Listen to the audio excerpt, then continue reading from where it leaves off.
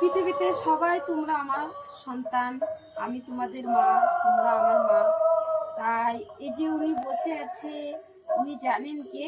আমার গুরুদেব, শ্রেষ্ঠ গুরুদেব মহাদেব। মহাদেবই কিন্তু এই পৃথিবীতে প্রতিটা মানুষের শ্রেষ্ঠ গুরুদেব।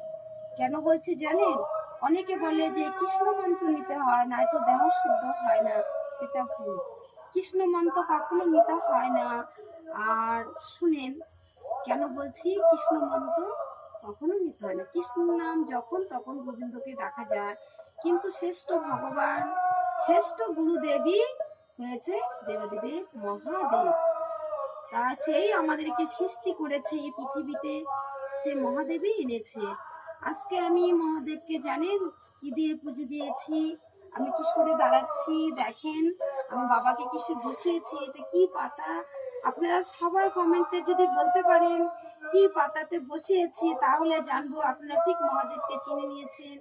মহাদেব কত বড় একজন গুরুদেব, মহাদেবী শ্রেষ্ঠ গুরুদেব। আজকের মতো এটুকুই ভিডিও রাখছি। সবাই এই ভিডিওটা একদম ঠিকঠাক ভাবে আমাকে দেখি তো কে কে শেয়ার করতে পারেন, কমেন্টে সবাই শেয়ার করে দিন।